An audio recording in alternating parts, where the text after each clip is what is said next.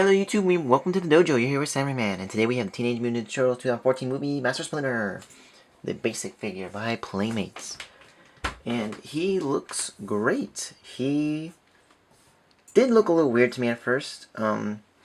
His head, I thought looked a little weird just because you look at it from the front, and it gives you kind of like, I don't know, to me it was giving me like a, kind of like a bison feel, or a buffalo.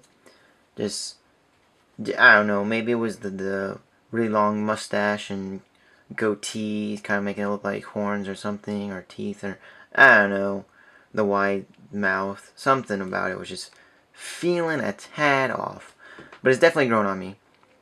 His eyes do seem a little weird just because they're on like the sides of his head, so it just looks a tad wonky. He's just kind of derpy, just and, looking. If you look at him from the side, he looks fine. Looking from each side, well, this side looks a little weird still, but this side looks great. His clothes are their own independent piece. Well, I mean the torso clothes. You can kind of see I'm moving it, but that does kind of get in the way of the feet articulation. So you can't really do much with the feet. He's kind of stuck in a static pose. I do like the fact that they kind of painted the sandals. You can see they are black. But at the bottom, it's just that regular molded plastic. I do wish the tail was a different color. He has that same beige, brown, tan color with the rest of his body. Like, see this pink on his head and ears? They could have just put that for the tail, and I think that would look a little better. The swords look amazing. Or, the sword looks amazing. I really do like this scabbard. It has a lot of really nice molded in detail. You can see. I think they're just generic symbols. I don't really know if they're specifically representing anything. They're not, like, Japanese from what I can tell. They are just pictures. Don't really know. Again, it looks like they just kind of put shapes together, but it looks good. You can take the sword out of his hand.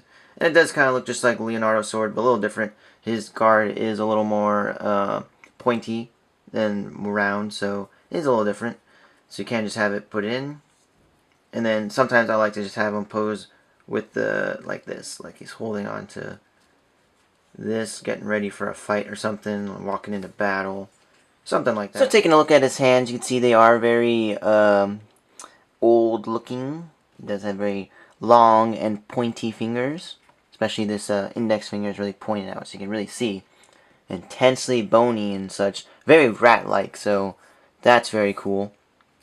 And same with his feet. His feet are really intense. His feet just super pointy and long and skinny and rat-like. So that they did a very accurate job in making him look like a rat. I do like that. Also do very much like these painted symbols that he does have, like on the necklace and on each side.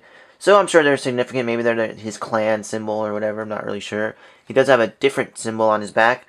I'm not sure what this means. It's different from the one on the front, but maybe we'll find out what it is in the movie. Maybe not. I don't know. But either way, very cool, very nice. Now, for the articulation, he does have very, again, limited feet. You can't really get much out of his feet, just the molding of his clothes. This necklace piece is separate from everything else, so you can move it around. Don't know what you would do with it, but you can. Head, you can rotate it, but again, it looks kind of weird since he is hunched over. So, he's kind of like, whoop. And then his shoulders, can bring him up, very tight. Can bring him up about that much. That's about it. Just give him 180. Bring him down. Can rotate him, but it does again look weird because it has to go around this weird clothing piece. The elbows, they don't go up or down, but they do rotate around. So if you want to like bring his arm out or something, and then or bring his arm maybe down, and then bring it around and give him more this dynamic posing for his sword. I don't know. I've been working with it. Tail, I believe is on a joint that goes side to side. It's hard to tell. But again, can't really get much out of it. And that's it for the articulation. This is pretty basic for his articulation, but I have gotten some pretty cool stuff with him and Shredder together. So you can see here we have the 1980s retro Master Splinter. Here we have the movie 2014 Master Splinter, and we have the 2012 Master Splinter. And they look great together. I think they look very different, so they are unique.